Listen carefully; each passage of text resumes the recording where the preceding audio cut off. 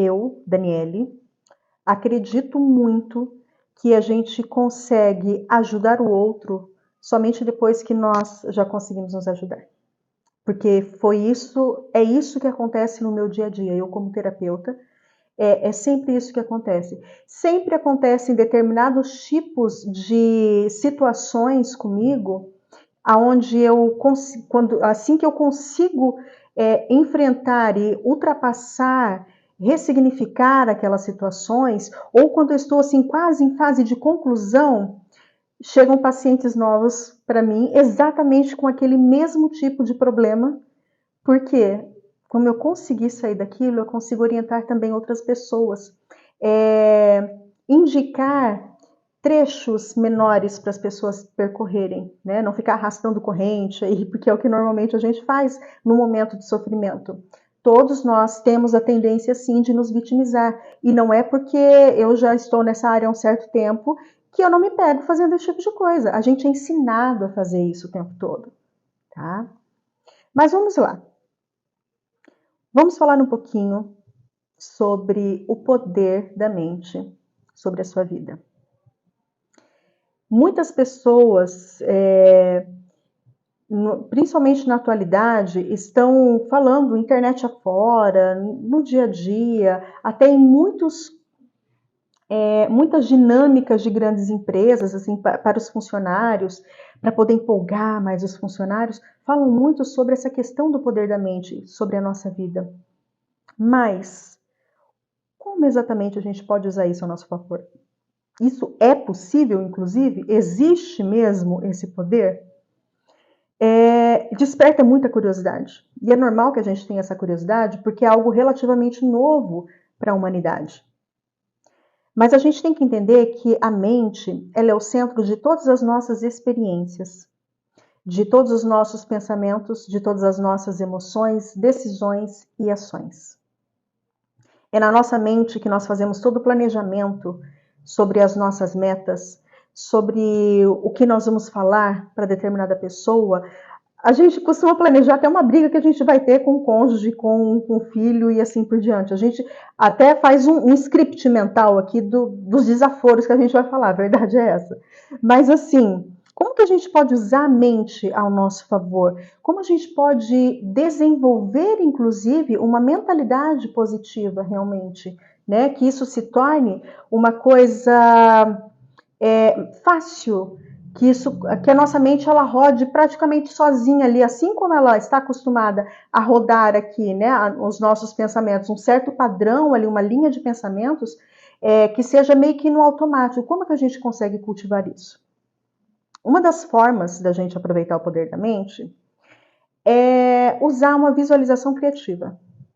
Sabe quando a gente sonha acordado, que a gente fica pensando, e se eu tivesse aquela Porsche, morasse na beira do mar, na cidade que eu escolhesse, como seria? Então você se sente dentro daquela Porsche, você sente a brisa, a maresia, você visualiza o logo da Porsche no volante do carro, você sente o cheiro do couro dos bancos, você escuta o ronco do motor, esse tipo de coisa.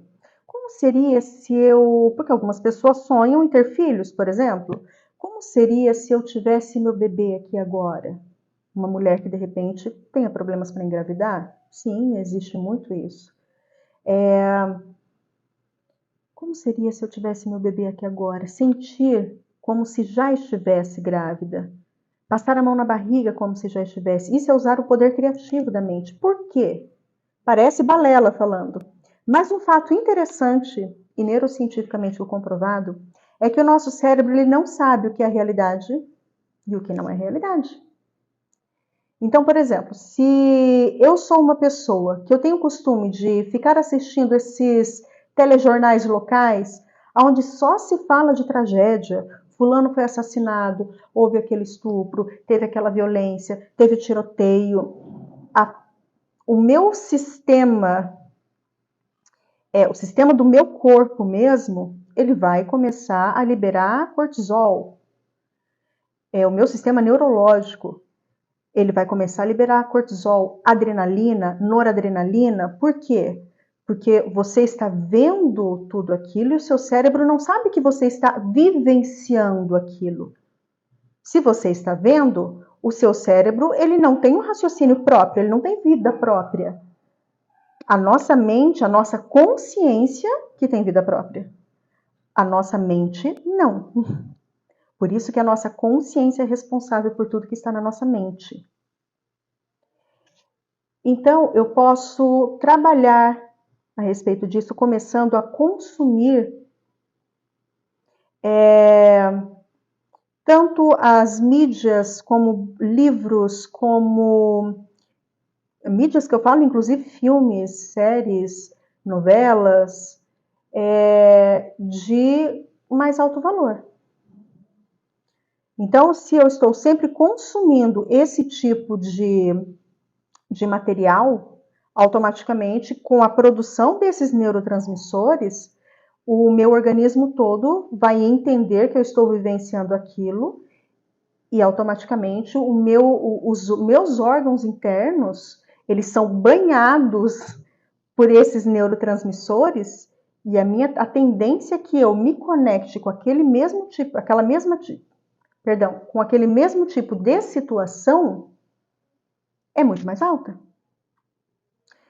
Outra coisa, conforme eu vou alimentando o meu corpo com esse tipo de neurotransmissor, eu estou sempre com aquele medo, sempre em estado de, sempre tensa, porque eu estou consumindo esse tipo de programação, a tendência é que os meus órgãos internos comecem a adoecer também. Porque eu vou automaticamente baixar o meu sistema imunológico. Então, uma das grandes formas de nós melhorarmos a nossa qualidade de vida, a qualidade dos nossos pensamentos, é observar o que a gente tem consumido também como verdade pra gente, porque o nosso cérebro ele não sabe a diferença do que você está vivenciando e daquilo que é apenas TV. O seu cérebro nem sabe o que é TV, para começo de conversa. Uma outra forma muito interessante é meditação. Por que meditação? Quando eu medito, eu fecho os meus olhos, vou prestando atenção na minha respiração, vou prestando atenção nas percepções do meu corpo, nas sensações do meu corpo. Eu vou prestando atenção nos sentimentos que me vêm aqui, no centro do peito. Eu vou me auto-observando. Os meus pensamentos, eles vão ficando menos acelerados. Parar de pensar não para, tá? Porque a cabeça foi feita para pensar. É normal isso. Só que esse movimento da meditação é você observar os pensamentos que passam. O que é observar o pensamento que passa? Não embarcar no pensamento. Observar o pensamento por exemplo, quando nós entramos em meditação, ou quando vai fazer uma oração mesmo, acontece muito, porque a oração também é uma forma de meditação, né? Vamos supor que você está fazendo uma oração do Pai Nosso. Pai Nosso que estais no céu, santificado seja o vosso nome. Não tem que comprar carne. Acabou o óleo. Tá, então tem que passar no mercado depois. Quando você vê, você dispersou da oração. Aí você volta, tá? Venha a nós o vosso reino, seja feita. Tem oferta. Eu vi o catálogo de oferta daquele mercado, eu vou passar lá depois. Isso é embarcar no pensamento. E daí você vai desenvolvendo aquele pensamento e vai procurando soluções para aquilo que chegou na sua cabeça. Então, quando nós entramos em meditação, ou que seja uma oração, algo que faça a gente focar em nós mesmos, que é super saudável, quando vem o pensamento, você está ali, Pai Nosso, que estás no céu, santificado. Acabou a carne. Ok, depois eu vejo isso. Santificado seja o vosso nome, venha a nós o vosso reino. O óleo também acabou. Ok, depois eu vejo isso. E continua. Porque, principalmente no início, logo quando até a gente criar esse hábito, o nosso cérebro vai tentar jogar a gente novamente para a zona de conforto e é absolutamente normal que ele faça isso, tá? Porque ele está acostumado com aquilo. A função básica do nosso cérebro, a gente nunca pode esquecer, é manter a gente vivo. Sobrevivência primária, tá? Então, ele sempre vai tentar te trazer de volta para aquela química que ele está acostumado. Se você está acostumado com a química do caos, a sua família sempre foi aquele caos, sempre foi aquela brigaiada toda, seus relacionamentos sempre foram assim. Quando vem alguma coisa que é pacífico, que é calmo, você estranha, seu cérebro vai tentar, não, vamos arrumar briga. Vamos, nossa, a pessoa deixou o sapato fora do lugar, tempestade aqui, entendeu? Por quê? Ele está acostumado com aquela química do caos, das intrigas, das brigas, da irritação, daquela adrenalina. Então, para a gente sair disso, a gente precisa alterar as nossas crenças internas que estão lá no nosso nível inconsciente. Por que isso, Daniele? Porque são as nossas crenças internas, o nosso conjunto, o nosso paradigma, que é tudo que você acredita ser certo e errado. Não estou falando de religião, estou falando de crenças sobre a vida mesmo, tá? O que é certo num casamento, o que é certo num trabalho, o que é certo numa amizade, o que é errado nisso, que eu não posso estar acima do peso, que eu não posso ser morena, tudo isso. Isso é um conjunto de crenças, é todo um paradigma mesmo. Então, enquanto eu não altero lá no meu inconsciente o meu conjunto de crenças, dificilmente eu vou conseguir alterar a minha postura mediante o mundo. Porque são as minhas crenças que geram os meus comportamentos. Eu posso até tentar ficar um bom tempo me comportando de uma determinada forma. Eu posso me esforçar, eu posso me empenhar para isso, mas eu não consigo manter aquilo por muito tempo. Então, sempre vai vir à tona aquilo que está no meu inconsciente. Por isso a importância de nós alterarmos as nossas crenças. Como que nós fazemos isso? A terapia